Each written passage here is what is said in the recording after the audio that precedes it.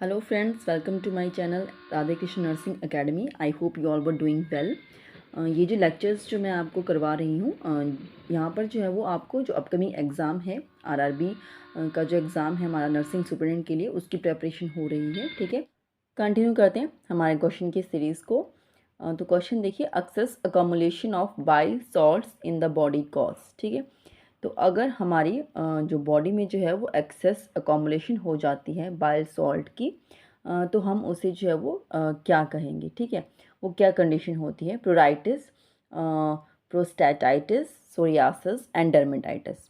तो वो कंडीशन जो हमारी होती है दैट इज़ प्रोराइटिस। प्रोराइटिस में जो है वो it is a medical term which is use for itching. ठीक है, तो इसमें जो है वो ईचिंग होती है और एक स्ट्रॉन्ग अर्ज होती है स्क्रैच करने के लिए। ठीक है, बाइल का जो प्रोडक्शन होता है वो लीवर से होता है और स्टोरेज उसकी जो है वो गॉल ब्लैडर में होती है। ठीक है, नेक्स्ट क्वेश्चन देखिए, a decreased bone density is called. ठीक है, अगर हमारा बोन की जो है वो डेंसिटी अगर कम होती है तो हम उसे क्या कहेंगे? Osteoporosis, osteomyelitis, joint stiffness and arthritis. तो हम उसे क्या कहेंगे? ओस्टियोपोरोसिस। तो हम उसे क्या कहेंगे? ओस्टियोपोरोसिस। ठीक है, तो जब डेंसिटी जो है वो कम हो जाती है उसे हम क्या कहेंगे? ओस्टियोपोरोसिस। तो मैं आपको दिखा देती हूँ यहाँ पर। ये ओस्टियोमिलाइटिस का है। ओस्टियोमिलाइटिस में हमारे पास बेसिकली क्या होता है, बोन जो है वो इन्फेक्शन हो जाता है। ठीक है, ये इन्फेक्टेड एरिया है और जो इन्फेक्शन होता है वो नियर बाय टिश्यू में भी जो है वो माइग्रेट होना स्टार्ट हो जाता है। ठीक है, through the blood stream and might cause osteomyelitis. ठीक है, तो बोन का जो है वो यहाँ पर क्या हो रहा है? इन्फेक्शन हो रहा है। नेक्स्ट था ओस्टियोपोरोसिस। जैसे मैंने कहा कि बोन की डेंसिटी जो है वो कम हो जाती है, तो यहाँ पर ये नॉर्मल है, ये जो है वो कम है। ठीक है, यहाँ पर जो बोन की डेंसिटी है वो कम हो जाती है। अगर कैल्शियम का लॉस होता रहता है किसी पर्सन की बॉडी में, कैल्शियम का लॉस होता रहता है, बॉडी की रिक्वायरमेंट फुलफिल नहीं हो रही है, तब वहाँ पर जो है वो ओस्टियोपोरोसिस हो जाता है। वहाँ पर जो बोन्स होती हैं वो पोरस हो जाती हैं। ठीक है, उनके पोर्स ज़्यादा देखने को मिलेंगे। जैसे अगर आप इसका और इनका जो कंपेरिजन करेंगे तो यहाँ पर ज़्यादा पोर देखने को मिलेंगे, वो फ्रिजाइल हो जाएंगी, ब्रिटल हो जाएंगी। ठीक है, नेक्स्ट देखते हैं। नेक्स्ट क्वेश्चन क्या है? O positive blood group not available in the blood bank. ठीक है, अगर हमारे पास जो है वो ओ पॉजिटिव का जो ब्लड ग्रुप है वो ब्लड बैंक में अवेलेबल नहीं है, तो फिर हम जो है वो कौन सा ब्लड ग्रुप जो है वो पेशेंट को दे सकते हैं? ये आपको पता होना चाहिए। ओ जो ब्लड ग्रुप है वो यूनिवर्सल क्या है? डोनर। और ए बी क्या है? Universal recipient. तो ओ वाले जो हैं वो सबको ब्लड दे सकते हैं। ठीक है, तो यहाँ पर देखिए कि अगर किसी के पास जो है वो ओ पॉजिटिव ब्लड ग्रुप नहीं है ब्लड बैंक में, तो कौन सा जो है वो दे सकते हैं? O negative, O B sorry A B positive and A positive and B positive. ठीक है, तो जैसे कि मैंने कहा कि ओ जो है वो यूनिवर्सल डोनर है, वो किसी को भी दे सकता है। तो अगर पॉजिटिव नहीं है ब्लड बैंक में अवेलेबल, तो नेगेटिव जो होगा वो हम दे सकते हैं। ठीक है, तो इसका जो right answer that is the O negative. Next question देखते हैं, T cell mature in. T cells जो होते हैं वो कहाँ पर मैच्योर होते हैं? टी सेल्स जो है वो एक टाइप के जो है हमारे पास वाइट ब्लड सेल्स होते हैं। ठीक है, और इन्हें जो है वो हम टी लिम्फोसाइट्स भी कहते हैं, क्योंकि हम ब्लड डब्ल्यूबीसीज को लिम्फोसाइट्स कहते हैं। और इन्हें जो है वो हम एक तरीके से थाइमोसाइट्स भी कहते हैं। ठीक है, थाइमोसाइट्स। ठीक है, तो ये मैच्योर कहाँ पर होंगे? Thymus, liver, spleen and kidney. जैसे मैंने कहा कि हम इन्हें थाइमोसाइट्स भी कहते हैं, तो ये एक इंडिकेशन है कि इसका आंसर जो है वो ये थाइमस है। ठीक है, तो थाइमस में जो है ये मैच्योर होते हैं टी सेल्स। ठीक है, ये जो है वो हेल्प करते हैं बॉडी का जो है वो हेल्प करते हैं बॉडी को to fight against the infection disease. ठीक है, इसके और भी सब टाइप्स हम जैसे इनके आगे टाइप्स होती हैं, हेल्पर टी सेल्स। ठीक है, फिर साइटोटॉक्सिक टी सेल्स। ठीक है, फिर रेगुलेटरी टी सेल्स, ये सभी। ठीक है, और टी सेल्स को हम क्या कहते हैं? थाइमोसाइट्स भी कहते हैं। ठीक है, और ये मैच्योर कहाँ पर होते हैं? थाइमस में। सेल बेस्ड इम्यून रिस्पॉन्स जो है वो ये क्रिएट करते हैं। थाइमस कहाँ पर होते हैं मैं आपको दिखा देती हूँ। ये जो हमारे पास, जैसे ये हमारे पास लंग्स हैं। ठीक है, ये हार्ट है, ये यहाँ पर थायराइड ग्लैंड है, ये ट्रैकिया है। ठीक है, तो ये यहाँ पर जो है वो ये है हमारे पास थाइमस। ठीक है, तो इसके भी लोब्स हैं। ठीक है, तो this is the thymus gland. Next question देखते हैं, हाइपोथायरॉयडिज्म इन चिल्ड्रन कॉज। ठीक है, अगर बच्चों में हाइपोथायरॉयडिज्म होता है तो वो क्या कॉज करेगा? Rickets, acromegaly, dwarfism and cretinism. ठीक है, तो रिकेट्स जो है वो तो विटामिन डी की डेफिशिएंसी की वजह से होता है। ठीक है। और जो यहाँ पर जो राइट आंसर होगा हाइपोथायरॉयडिज्म अगर होता है, हाइपोथायरॉयडिज्म मीन्स अगर जो थायराइड ग्लैंड है हमारे पास वो अच्छे से काम नहीं कर रहा है, उसकी जो सिक्रीशंस हैं थायरॉक्सिन जो हार्मोन्स को जो सिक्रीट करना चाहिए वो सिक्रीट नहीं कर रहा है, ठीक है। और थायरॉक्सिन हार्मोन जो है वो हमारी बॉडी में एज अ ग्रोथ हार्मोन काम करता है, ठीक है, बट ये बॉडी में प्रोड्यूस नहीं हो रहा है, ठीक है। तो ये हाइपोथायरॉयडिज्म की कंडीशन अराइज हो जाती है। तो यहाँ पर क्या होगा, जो कंडीशन अराइज होगी दैट इज़ द क्रिटिनिज्म, ठीक है। तो वो क्या कंडीशन होगी, क्रिटिनिज्म। मैं आपको बता देती हूँ, यहाँ पर आप देख लीजिए इस तरह का कुछ अपीयरेंस होता है, ठीक है। और इसमें जो है वो इस एक इम्पैक्ट की वजह से जो उस बच्चे का जो होता है वो हाइट भी कम रह जाती है। जैसे मैंने कहा कि ग्रोथ हार्मोन होता है तो बच्चे की हाइट भी जो है वो औरों की कंपैरिजन में जो बच्चा जो है वो जो है उसकी हाइट कम होती है, तो हम उसे डॉर्फिज्म भी कहते हैं, ठीक है।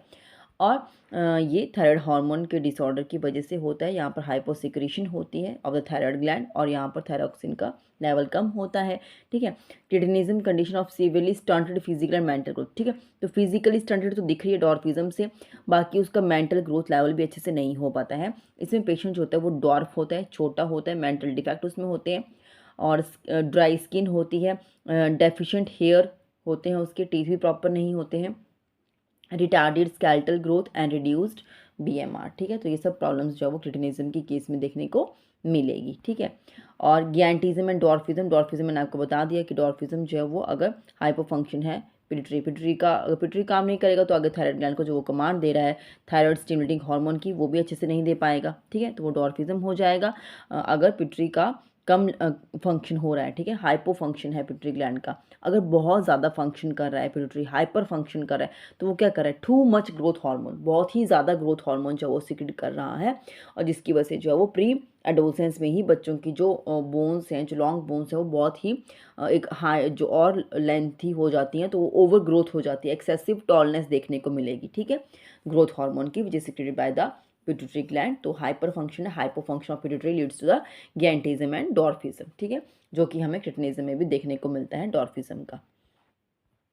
नेक्स्ट है एक्रोमीगैली। एक्रोमीगैली भी जो है एक डिसऑर्डर है which is characterise by the enlargement thickening and broadening of the bones, और ये भी हमारे पास जो है वो hyper secretion of growth hormone से ही होता है, पर ये एडल्ट्स में देखा जाता है, ठीक है। जो बच्चों में अगर होता है तो यहाँ पर हमारे पास जो है वो गैंटिज्म देखने को मिलता है और बड़ों में जो है वो एक्रोमीगैली जो है वो देखने को मिलेगा, स्पेशली ग्रोथ हार्मोन की ज़्यादा सिक्रीशन से, ठीक है। जैसे मैंने कहा कि गैंटिज्म जो है वो हाइपर सिक्रीशन देखने को मिलता है, ठीक है। तो ये जो है वो बच्चों में ज़्यादा देखने को मिलता है प्री एडोलसेंट स्टेजेस पे, और जो एक्रोमीगैली है वो एडल्ट में देखने को मिलेगा हमारे पास, ठीक है, hyper secretion of growth hormone की वजह से। नेक्स्ट क्वेश्चन देखिए, when you come across a person lying unresponsive on the road your first action should be, ठीक है। तो अगर आपको रोड पर, ठीक है, अगर आपको रोड पर कोई पर्सन दिखने को मिलता है, ठीक है, और वो रिस्पॉन्स शो नहीं कर रहा है, ठीक है, तो आपका जो फर्स्ट एक्शन होगा उस एक पेशेंट के लिए वो क्या हो सकता है, leave the person to wake up by himself, उसको छोड़ दो खुद से उठेगा, make the person to sit, उसको हम बिठाने की कोशिश करेंगे, या हम एम्बुलेंस को कॉल करेंगे और सीपीआर स्टार्ट कर देंगे, और make the person to lie on one side, या एक साइड पर उसको साइड लाइन पोजिशन देने की कोशिश करेंगे। तो यहाँ पर हम क्या करेंगे, एम्बुलेंस को कॉल करेंगे और सीपीआर देना स्टार्ट करेंगे, कार्डियोपल्मोनरी रिससिटेट करना शुरू करेंगे उस एक इंडिविजुअल को, ठीक है। तो नेक्स्ट क्वेश्चन देखते हैं, adequacy of fluid replacement in patient with shock is best determined by, अगर एक शॉक का पेशेंट है और अगर हम उसमें fluid replacement means fluid therapy उसको स्टार्ट किया हुआ है तो हमें कैसे समझ में आएगा कि एडिक्वेसी ऑफ फ्लूइड जो है वो हम उसको पेशेंट को दे रहे हैं, ठीक है।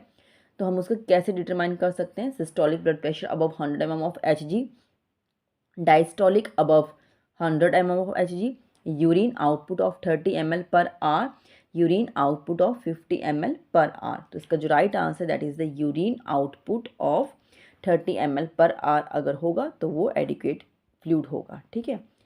नेक्स्ट क्वेश्चन देखिए, the nurse is assessing vital science of a patient with head injury, ठीक है, कोई एक हेड इंजरी का पेशेंट जो है वो नर्स के पास आता है, वो उसके वाइटल साइंस को असेस कर रही है, ठीक है। वो क्या नोट करेगी पेशेंट में, जो कहीं ना कहीं इंडिकेट कर रहा है कि उसका जो इंट्राक्रेनियल प्रेशर है वो जो है वो इंक्रीज हो चुका है, ठीक है।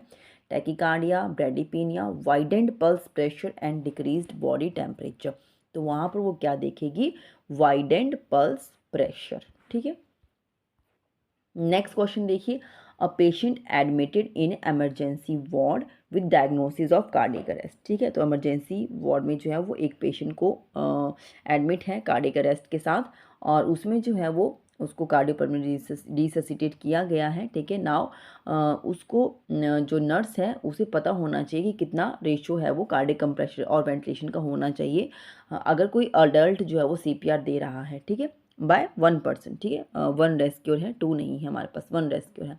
तो क्या रेशो रहेगी, 5:1, 15:2, 1:5, 2:5। So the right answer is the 5:1। Next question देखिए, deficient salivation is termed as. ठीक है, तो अगर सलाइवा की जो प्रोडक्शन है वो बहुत कम है, डेफिशिएंसी है, डेफिशिएंट सलाइवेशन हो रहा है, ठीक है, तो हम उसे क्या कहेंगे, जीरोफ्थैल्मिया, जीरोस्टोमिया, पटाइलिज्म एंड हेलिडोसिस। ठीक है, तो यहाँ पर जो है जो right answer that is the xerostomia. ठीक है, तो जीरोस्टोमिया जो होता है उसमें स्लाइवेशन जो प्रोडक्शन है वो कम होता है। जीरोफ्थैल्मिया जो है वो विटामिन ए की डेफिशिएंसी की वजह से जो है वो आई डिसऑर्डर होता है हमारे पास। और पटाइलिज्म जो है वो यहाँ पर पटाइलिज्म में क्या होता है, एक्सेसिव सलाइवा प्रोडक्शन होता है। ठीक है, और इसको हाइपर सलाइवेशन भी कहते हैं। ठीक है, ये होता है। और हेलिटोसिस जो है वो एक ओरल हेल्थ प्रॉब्लम होती है, बट हेलिटोसिस में जो मेन चीज़ देखने को मिलेगी that is the bad breath. ठीक है, बैड स्मेलिंग ब्रेथ जो है वो इसमें देखने को मिलता है हेलिटोसिस में। नेक्स्ट क्वेश्चन देखिए, dyspnoea associated with congestive heart failure is primarily due to. ठीक है, तो अगर डिस्निया हो रहा है किसी एक इंडिविजुअल को विद कंजस्टिव हार्ट फेलियर, तो वो किस रीज़न की वजह से हो रहा है, blockage of the pulmonary artery by an embolus. ठीक है, तो एम्बुलर की वजह से जो है वो पल्मोनरी आर्टरी ब्लॉकेज हुई है उसकी वजह से हो रहा है, या accumulation of fluid in the interstitial spaces and alveoli of the lungs. ठीक है, तो जो लंग्स के जो एल्विलाइज हैं और इंटरस्टिशियल स्पेस है वहाँ पर फ्लूइड अकोमुलेट हो चुका है, या blockage of bronchial by mucus secretion, compression of lungs by the dilated heart. तो यहाँ पर जो राइट आंसर है that is the accumulation of fluid in the interstitial spaces and alveoli of the lungs. Next question देखिए, as a precautionary measure. ठीक है, as हम precautionary measure के बेसिस के ऊपर पूछ रहे हैं, you will perform the following test before taking a sample for arterial blood gas analysis. ठीक है, तो ABG एनालिसिस करने से पहले हम सिर्फ प्रिकॉशनरी मेजर की फॉर्म में एक टेस्ट करेंगे पेशेंट का, तो वो कौन सा टेस्ट होता है, Homans test, Allen's test, Adson's test and Trendelenburg test. तो यहाँ पर जो हम करने वाले हैं that is the Allen's test. वो क्या होता है मैं आपको बता देती हूँ।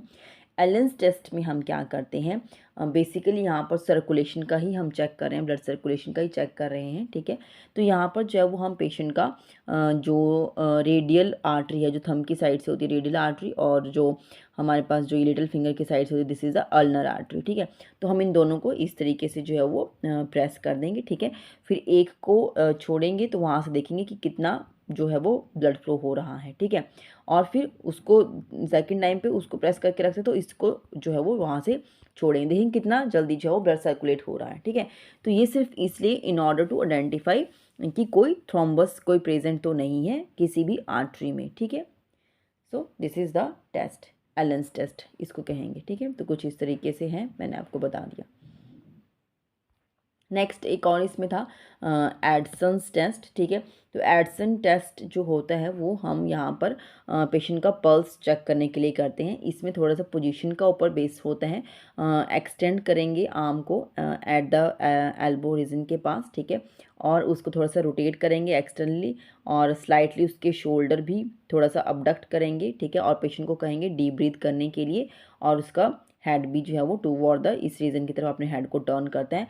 और जो पॉजिटिव टेस्ट होता है उसमें जो है वो जो हमारे पास जो रेडियल पल्स होगी वो अब्सेंट या डिक्रीज्ड हमें उसमें देखने को मिलती है। ठीक है, this is the Adson's test. Next question देखिए, on auscultation of a breathless patient you hear crackling sounds. ठीक है, तो अगर आप एक जो है वो अस्कल्टेट कर रहे हैं एक पेशेंट को, ठीक है, और उसमें जो है वो अगर आपको क्रैकलिंग साउंड सुनने को मिल रही है एट द लंग बेस। ठीक है, तो उसे हम कैसे डायग्नोस करेंगे, pneumothorax, pulmonary oedema, bronchial asthma और एम्फीसीमा, ठीक है। तो इसे जो है वो हम क्या कहेंगे, ये हमारे पास होगा पल्मोनरी एडिमा का केस। और इसमें क्या देखने को मिलता है, यहाँ पर जो होता है वो अबनॉर्मल जो है वो फ्लूइड का कॉम्बुलेशन हो जाता है लंग्स में, ठीक है, किसी एक लोब में। और ये जो है इसकी वजह से जो है पेशेंट को जो है वो शॉर्टनेस ऑफ ब्रीथ देखने को मिलता है, ठीक है। Some time one of the reason जो है वो उसका कार्डियोजेनिक पल्मोनरी एडिमा भी होता है। यहाँ पर क्या होता है, due to direct damage to the cardiac tissue, ठीक है, आइदर हो सकता है या नहीं भी हो सकता है as a result of inadequate function of the heart और सर्कुलेटरी सिस्टम की वजह से जो है वो यहाँ पर फ्लूइड अकोमोडेट हो सकता है, ठीक है। तो कंजस्टिव हार्ट फेलियर की वजह से भी, अरिथमिया की वजह से भी, और fluid overload due to the kidney failure की वजह से यहाँ पर फ्लूइड का अकोमोडेशन हो सकता है, that is known as pulmonary oedema. Next question देखिए, which of the following arterial blood gas value is most suggestive of respiratory acidosis, ठीक है। तो यहाँ पर जो है वो ABG एनालिसिस किया, उसके बाद जो वैल्यू है वो यहाँ पर मेंशन की गई है। आपको बताना है कि इसमें जो वैल्यू जो रेस्पिरेटरी एसिडोसिस को सजेस्ट करती है वो हमें यहाँ पर बतानी है, ठीक है। तो आप यहाँ पर देख लीजिए, वैल्यूज़ pH का वैल्यू दिया गया है, ठीक है, partial pressure of carbon dioxide दिया गया है, ठीक है, और यहाँ पर बाइकार्बोनेट्स की वैल्यू दी गई है, ठीक है। तो ये आपको यहाँ पर दिया गया है। इसका जो right answer that is the option A, जहाँ पर pH जो है वो 7.3 है और यहाँ पर जो है वो कार्बन डाइऑक्साइड का जो पार्शियल प्रेशर है वो हमारे पास 50 mm ऑफ Hg दिया गया है, ठीक है। तो इसका मैं आपको थोड़ा सा यहाँ पर बता देती हूँ, आप यहाँ पर इस चार्ट को देखिए। ये एक ओवरऑल आपको बताएगा, अगर जिसको थोड़ा सा कुछ आइडिया नहीं है इसके बारे में उसके लिए मैं बोल रही हूँ, ठीक है। तो जब भी आपके पास जो है वो रेस्पिरेटरी की बात आएगी, ठीक है, जब आपने देखना है कि रेस्पिरेटरी की बात पूछ रहे हैं, ठीक है, तो वहाँ पर आपके पास जो बाइकार्बोनेट्स की वैल्यू है वो नॉर्मल ही होगी, उसके बारे में आपने वो देख लें कि वो नॉर्मल है, उसको छोड़ दो, ठीक है। अब देखना है आपने कि एसिडोसिस है या एल्कलोसिस, ठीक है। एसिडोसिस जब भी होगा, चाहे वो, ठीक है, एसिडोसिस जब भी होगा चाहे वो रेस्पिरेटरी है या मेटाबॉलिक है, हमेशा क्या होगी, pH कम होगी, 7.35 से कम होती है, ठीक है। और जब हमारे पास एल्केलोसिस होगा, क्वाइट ऑब्वियस सी बात है, ठीक है, एसिडोसिस में pH कम होती है और एल्केलोसिस में pH ज़्यादा हो जाएगी। तो एसिडोसिस और एल्केलोसिस का तो आपका pH देखने से क्लियर हो जाएगा, ठीक है। नेक्स्ट है आपके पास, जब रेस्पिरेटरी की बात आएगी तब बाइकार्बोनेट्स नॉर्मल होंगे, जब मेटाबॉलिक की बात आएगी तब जो कार्बन डाइऑक्साइड का जो पार्शियल प्रेशर है वो नॉर्मल होगा, ये चीज़ें नॉर्मल, ठीक है। अब इंक्रीज़ और डिक्रीज़ यहाँ पर किस में आने वाला है, एसिडोसिस में जो है वो partial pressure of carbon dioxide जो है वो इंक्रीज़ हो जाता है, एल्कलोसिस में डिक्रीज़ हो जाता है। वैसे ही एसिडोसिस में जो है बाइकार्बोनेट्स के लेवल डिक्रीज़ है और मेटाबॉलिक एल्कलोसिस में ये इंक्रीज़ है, ठीक है। तो ये आपको याद रखना पड़ेगा। नेक्स्ट मैं आपको बता देती हूँ उनके नॉर्मल वैल्यूज़, ठीक है। तो ये नॉर्मल वैल्यूज़ जो है वो यहाँ पर हमारे पास क्या है, partial pressure of carbon dioxide का 35 to 45 और यहाँ पर जो है वो ऑक्सीजन का भी दिया है अगर समटाइम दिया हो, ठीक है। बाकी आपके पास बाइकार्बोनेट का दिया था 22 to 28। तो ये आपको याद रखना है, ये याद रहेगा तो आप वो उसको बहुत ईजिली कर लोगे, ठीक है। नेक्स्ट क्वेश्चन देखिए, इन अ 78 years old smoker with streptococcal pneumonia, कोई इंडिविजुअल 78 ईयर ओल्ड है, ठीक है, और वो स्मोकर भी है और उसको जो वो स्ट्रेप्टोकोकल निमोनिया भी हुआ है और उसको जो है वो there is a difficulty in the coughing out the secretions. तो नर्सिंग डायग्नोसिस क्या बनेगा, community acquired pneumonia with cough, pneumonia in an elderly smoker who needs chest physiotherapy, acute chest infection with weakness of chest muscles, ineffective airway clearance due to the effect of pneumonia। तो यहाँ पर क्या हो रहा है, there is a difficulty in coughing out the secretion, means there is a difficulty जो है वो एयरवे को क्लियर नहीं कर पा रहा है। तो वहाँ पर आंसर क्या होगा, ineffective airway clearance related to the effect of pneumonia, this is the right answer. Next question देखिए, Robert Koch discover the aetiological agent of, Robert Koch ने जो था वो कौन सी कंडीशन का, डिजीज़ का जो था वो इटोलॉजिकल एजेंट को डिस्कवर किया था, typhoid, small pox, tuberculosis and polio. तो उन्होंने जो था वो ट्यूबरक्लोसिस का माइकोबैक्टीरियम ट्यूबरकुलाई को डिस्कवर किया था फॉर ट्यूबरक्लोसिस, ठीक है। टाइफाइड के लिए साल्मोनेला टाइफी और स्मॉल पॉक्स के लिए वेरियोला वायरस, ठीक है, पोलियो का पोलियो वायरस, ठीक है। तो ये उन्होंने डिस्कवर किया था ट्यूबरक्लोसिस के लिए। नेक्स्ट क्वेश्चन देखिए, the vaccination was first performed by, ठीक है, तो वैक्सीनेशन फर्स्ट परफॉर्म्ड बाय वो डिस्कवर द वैक्सीनेशन, सबसे पहले किसने इसके बारे में बताया कि हाँ ये इफेक्ट रहता है, ये वैक्सीनेशन है। सो ऑप्शंस देखिए, John Salk, Edward Jenner, Louis Pasteur, Alexander Fleming. So the right answer is the Edward Jenner. Next question देखिए, the concentration of oxygen is in expired air, ठीक है, जो हम इंस्पायर्ड एयर लेते हैं उसमें जो कंसंट्रेशन होती है ऑक्सीजन की वो कितनी होती है, वो भी आपको पता होना चाहिए, और एक्सपायर्ड एयर में कितनी होती है वो आपसे यहाँ पर पूछा गया है, ठीक है। तो ऑप्शन देखिए, 0%, 16%, 21% एंड 4%।